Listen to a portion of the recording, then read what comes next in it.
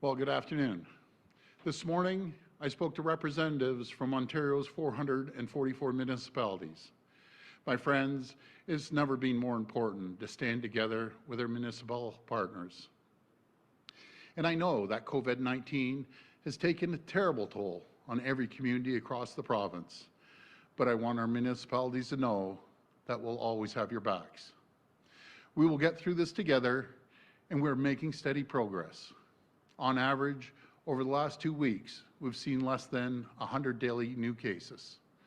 Businesses are opening their doors and hiring back people as part of Stage 3. We're firing up our economic engine once again. In June and July, Ontario added back 528,000 jobs. That's 500,000 people back to work. Over 90% of jobs recovered to pre-COVID levels. It's absolutely incredible. And we're going to keep going. We won't stop until every community is back on their feet.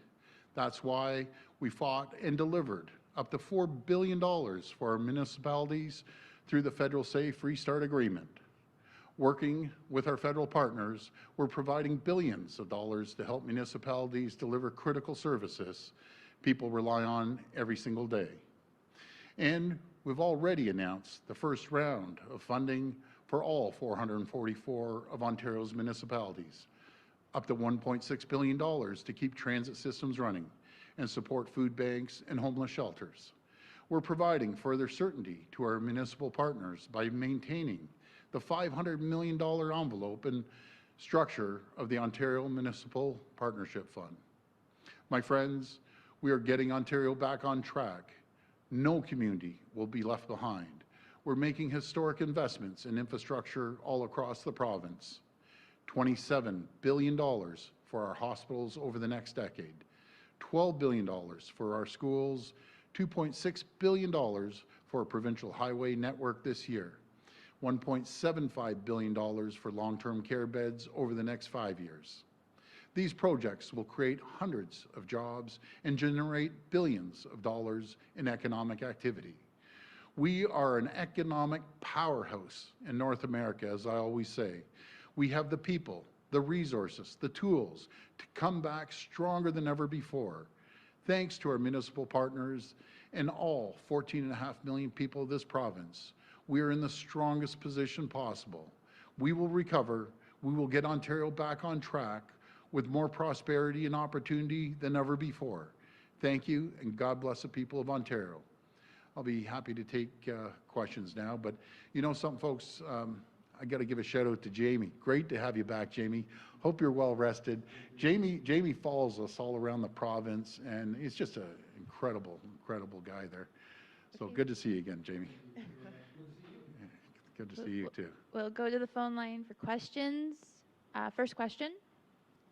First question comes from Lucas Meyer from News Talk 1010. Please go ahead. Hey, Lucas, how you doing? Very good, Premier. Thank you very much. And also, agreed. Welcome back, Jamie. Okay, Premier, let's just get right into it here. The TDSB and the ministry are speaking today on a hopeful plan. The new chair did say this morning, quote, "I just don't know why every day we're hearing new information. I don't know that the flexibility is necessarily on their side," speaking of you. Should we take from the government rejecting the plan that would have led to smaller class sizes with a shorter day and less of a funding ask to you, that you're essentially prioritizing a full day over a smaller class size? Or is the board, in your mind, being unreasonable? No, I can't blame anyone for being unreasonable, but our plan has been pretty solid throughout the whole this whole pandemic coming in with the education. And I'll tell you, I always say we have to be flexible, and we have been flexible. We have to listen too.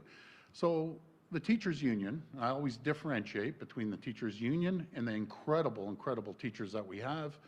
But the teachers union, they wanted HVAC. We went out, we gave them HVAC. They wanted more sanitation. We went out, we gave them more sanitation. They wanted more access to the reserves from the boards. We went out and we gave them more on the reserves. You know, we have 500 nurses coming in, $50 million. We have 1,000 cleaners, custodians. We've increased cleaning, $40 million for buses. Just the cleaning alone, we've increased the spending on buses over $20 million. We're spending, to put it into perspective, folks, We're spending $1 billion in transportation, getting our kids back and forth to school. I guess, Lucas, my point is, throughout this whole pandemic, everyone's been flexible, everyone's getting along. We've, you know, even different political stripes. Why is it that the teachers' unions it's just constant? They constantly want to attack. Why don't you be part of the solution instead of part of the problem? Everything you've asked, we've changed it. Anything you say, I want more cleaning, we gave you more cleaning. You want HVAC, we immediately jumped on HVAC. You know, you want more teachers, we gave you access to the reserves. Like, I just don't know what more they can do, but it's just amazing how every union we've dealt with, private and public sector, have been real assets. And I just want to give a shout out to the teachers. You guys are champions. I know so many teachers after school. They're back there checking homework. They're getting prepped. They're doing everything, and they're going above and beyond. But then when we ask them to be not the teachers union to be flexible, they're telling the teachers don't spend 1 extra minute, in exact words, 1 extra minute in the classroom. And I sit back and say, really? That's what the parents want? No, the parents don't want that. They want flexibility for their kids to be in the class. So I'm going to pass it over to the minister. Yeah, thank you, Premier. Thanks, Lucas, for the question. We just had a very productive discussion with the chair, the director, and the senior leadership team of public health, along with my deputy minister with Toronto District School Board. What we're trying to do is maximize the amount of time a student could be in class in high school.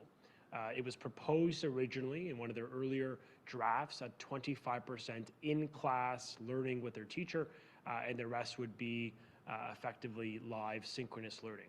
My job and my hope is to work with the school board to increase that percentage so we can really maximize the amount of time a student has in front of their teacher while, yes, keeping classroom sizes low. It's not an either-or proposition. We want to try to get both done. It was a very constructive discussion and positive. I think it will lead to a resolution. Look, at the end of the day, everyone in the province is stepping up and sacrificing.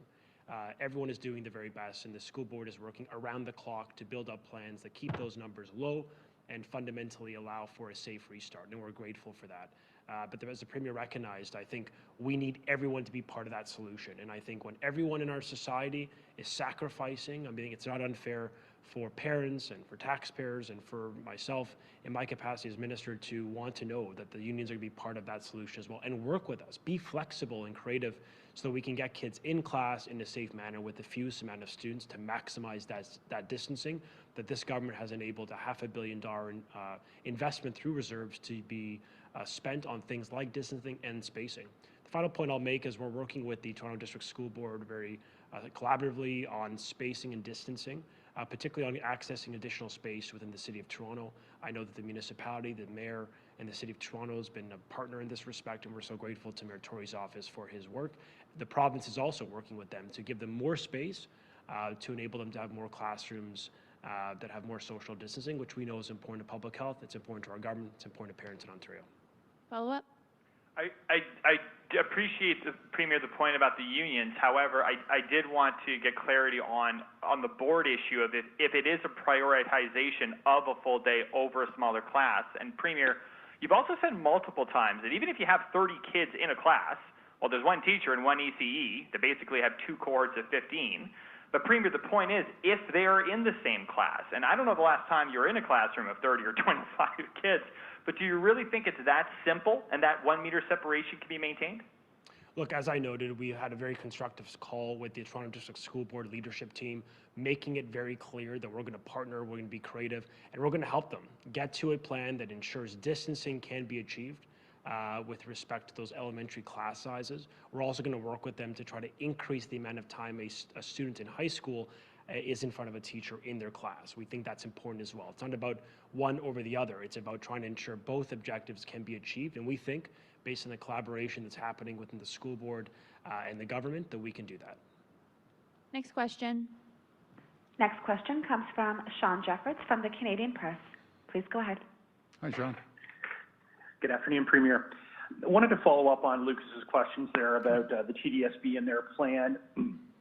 Specifically, at the elementary level, I understand that the TDSB proposal would have cut back daily in-class time for elementary students by about 48 minutes in order to push prep time for teachers to the end of the day. What is it about that plan that is unacceptable to the government? Well, again, I'll pass it over to the minister. He's been dealing with the TDSB. Thank you. We're spending the past days and the coming hours focusing on getting to a resolution. What we're asking school boards, particularly our unions, to do is to provide the maximum flexibility for school boards to enable them to teach a child for the entire duration of the day, to the extent that that is possible. There's 300 instructional minutes, 300 minutes of learning in a day in Ontario. We want all of that time to be used to the extent humanly possible for learning. And we think parents expect that, and we want them to know that we stand with them in that. And so we're working very closely with the school boards to achieve that. And when we had heard a plan representing about 25% in-class learning by an educator, we heard from parents saying that seems really low. And so we're working with the school board collaboratively, as we have done with every element of society, all levels of government, all stakeholders, all public-private sector unions right across Ontario, to sort of do what's right when it comes to flattening the curve and ensuring a good quality experience, be it in education or health or any ministry that we're leading in. So I think there is a way forward. We just ask for flexibility. We ask for everyone to be part of that solution. And if they are, I think we'll get to a plan and by their board meeting tomorrow. Follow up? Minister, we're also hearing from supply teachers today who say that they're concerned that the nature of their work will take them into multiple schools and put them into contact with many students, which in turn increases their risk of contracting and spreading COVID-19.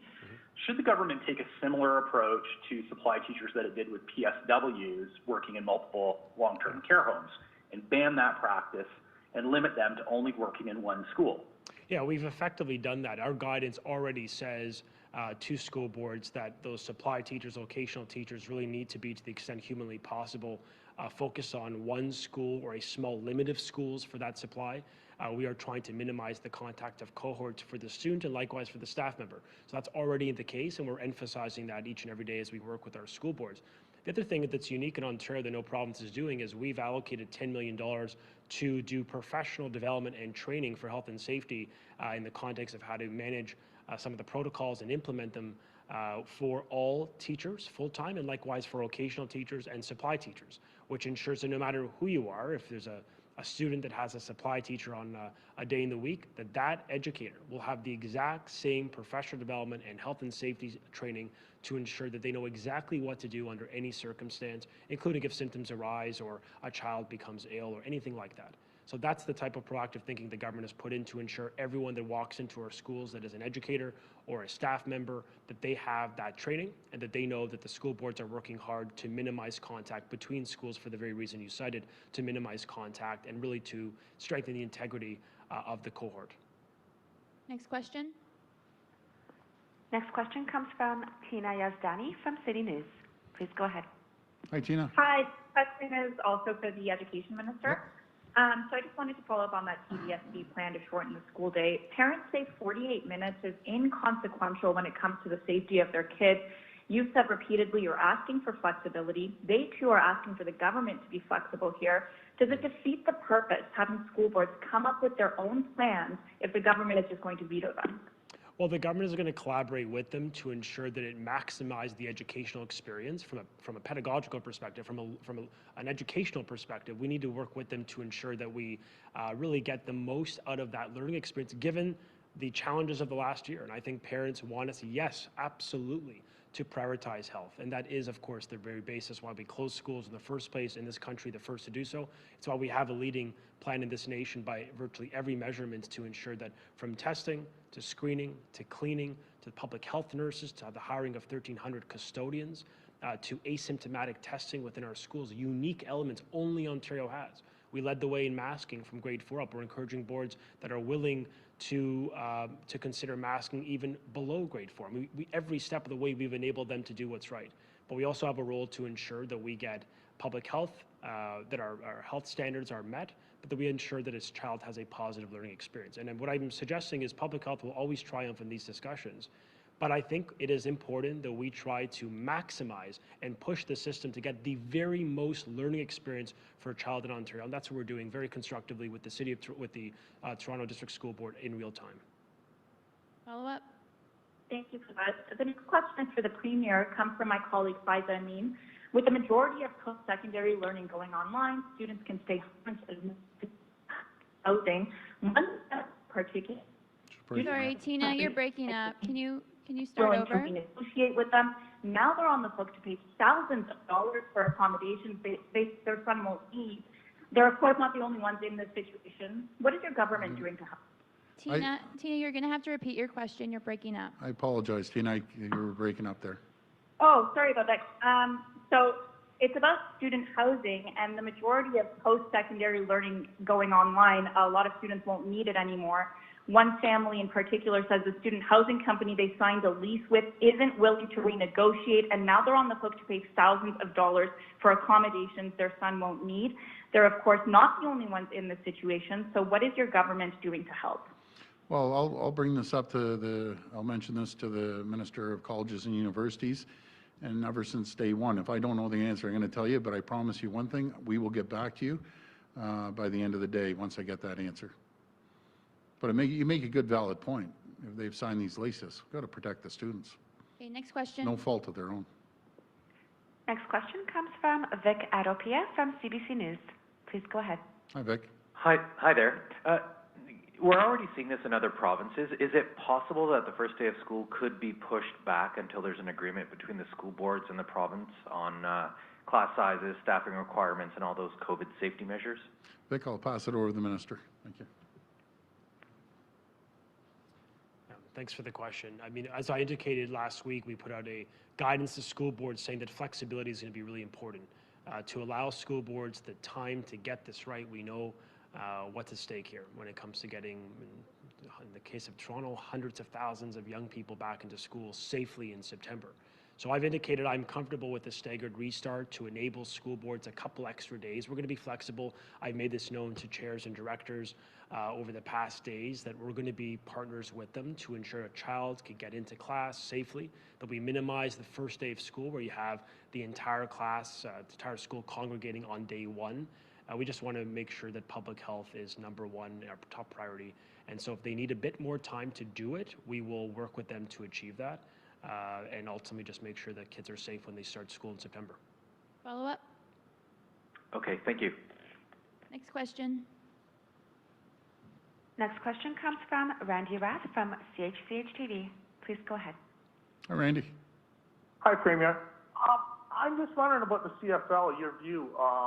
They've canceled their season. Do you think that's it for the CFL? Do you think they'll come back next year, or do you think that league's done? Well, you're talking to a big football fan. I hope the CFL comes back. I know the Feds denied the $30 million, but, you know, it's so important in so many parts of this country. It's important here in Toronto and Ontario, Hamilton, and Ottawa, but it's really, really important in Saskatchewan. And, you know, we have one of the Saskatchewan girls right here. She's a big Rough Rider fan, and especially Calgary, Edmonton, BC. So it's important. And let's pray that they come back next year, stronger than ever. Okay, thanks. Also, the Mayor of Hamilton went on CHCH-TV this weekend and told us that you're wrong, that it's not his decision whether he allowed drinking in parks, that you guys have to enable it legally. Your office got back to me today and said, no, the mayor's wrong. And then just a little while ago, the mayor came back and said that the changes you guys made to the Liquor License Act never went through, that the laws were never completed. How are people in Hamilton supposed to know who's right here? Well, just look it up. You know, I don't want to come down heavy on Mayor Eisenberger, I should say. You know, he's trying to do the job, but we passed it. We passed it that, yes, you can responsibly go into a park and have a beer, have a glass of wine. And our staff called him and told him, and he's still coming out. He's doubling down, I guess. But well, I'll send you the legislation. I'll send it over to you, And then when we get on tomorrow, you'll say, yeah, you're right, they can. You know, the same as for Toronto. People have had a few cold pops in the park, nothing happens. So, you know, I just believe we should have a little bit of leniency, and I guess he's trying to direct it away from himself and the council. Guys, step up, give Hamilton a break, give the people at Hamilton a break. They've been cooped up for months. That's all I'm saying. I'm not going to turn this into a big thing with Mayor Eisenberger. Yeah, I'm sure he's doing everything he can. The guy's working his back off too, just like we are. But my point the other day, Randy, is give the people a break once in a while. Well, they need it. So. Last question. Last question comes from Jeff Gray from the Globe and Mail. Please go ahead. Hi, Jeff. Oh, hi. Hi, Peter. How you doing? Good. I wanted to go back to the schools issue for a second. It seems like the issue in Toronto is the prep time that the teachers are accorded, guaranteed in their contract. Is there any contemplation of somehow reopening the collective agreements and changing that to make that flexibility that you and the minister talk about and making that happen? Well, I'm going to pass over to the minister, but this is all about, you know, being flexible, working with everyone, working until the students can get more time in the classroom. It's about making sure the parents, you know, they know that they're going to have a safe environment for their kids to go to school. All I'm asking, you know, I've come up here a few times. I'm begging the union, teachers union, let's just work with us. Like, man, come on. Like, we work with everyone, absolutely everyone, and just them? Why? It's not a coincidence. We want to do everything. Our plan is the best in Canada, bar none. And the world, I'm a Torontonian, no one loves Toronto more than I do, but there's a whole world outside of Toronto, the GTA. There's areas that aren't affected, affected, I should say, like we are. So all I'm asking, come on, you know, work with us. Anything you ask, we do. We want just a little bit more, and you shoot it down. It's just not fair. I know what's fair and what's not fair. And what they're doing to us is representative. It affects the children, affects parents. So work with us. That's all I'm asking. I'll do whatever we need to do to reserve, you know, make sure we get the deal done as we did in the past. I'll pass to the minister. Jeff, what we're asking for is flexibility. Every single subsect of society has had to be flexible, change the behavior, adapted, pivoted to really rise to the challenge, which is a generational, once-in-a-century pandemic. We also face an economic recession. Every one of us, people at home, you know, who've lost jobs, who've worked through this pandemic, who've, you know, demonstrated an incredible level of sacrifice. It's for them that I think we really need to make sure that spirit is represented by everyone at the table. And that's what we're asking for. It's not an unreasonable request to ask educators, their unions rather, because I know educators want to be part of the solution. And I know in their heart they want to do everything humanly possible to keep their families safe and our kids safe as a collective. And I appreciate everything they're doing in that respect. But the teacher unions, I think, just need to hear a message that is being embraced across the country, which is to come together, work with the province, find some creative ways to change what has historically been delivered differently in the past. And that's okay. In fact, that's probably expected in this type of challenge. We need people to be reasonable. So we're going to continue to work with them. We're going to continue to work with the school boards. We're going to continue to be collaborative and flexible and step up our contribution, because as the Premier noted, this plan that has been unveiled, which is systematically being scaled up with new layers of prevention, leads the country in so many areas in our contribution, in our net investment, in the fact that we do have unique elements to Ontario's plan that no province has, that parents in other provinces have asked for the emulation of Ontario's plan. And that includes public health nurses, which, to be quite frank, is an important asset we can deploy to support symptoms and screening and testing in schools. The fact that we have 500 that we're hiring in real time, as well as asymptomatic testing of high school students, that's going to be a real value added to ensure schools are safe. And that's in addition to the fact that we're hiring 1,300 custodians, a $100 million one-time infusion of investment this September for this year alone to clean our buses and to clean our classrooms. These are significant investments. And if we work together, knowing that the government is stepping up, school boards are stepping up, and with the support of our federation partners, I absolutely have confidence we can get these kids back in class safely this September. But we've got to do it together, and we all have to be part of that solution. Thank you. Thank you. Okay, just to follow up. My apologies. Pardon me. Do we get a, Go do we ahead. get a follow-up there? Yes, follow up. Oh, hi. So for Mr. Lecce, then, just to put some specifics, if we can, on this, we're talking about prep time, we're talking about flexibility, we're talking about teachers doing unpaid prep time or extra on their own time. That's the ask? We're asking for teacher unions to come to the table with a willingness to work with the government on flexibility surrounding prep time, yes, but we're also asking them more specifically to be part of that solution. I mean, every single one of us, school boards are looking at using their reserves, their contingency, these rainy day funds. The province is stepping up, investing, in and around $1 billion when you look at unlocking the money set aside through the contingency plus the provincial investment. Everyone is doing something. And we need the teacher unions to be part of that solution. I don't think that's unreasonable. I think that spirit is being matched right across our country. And parents want to see, yes, a full day of learning that is safe. And I think we can move the discussion and move the outcome closer to that by working together. Okay, thank you. Thank you. Thank you, everyone.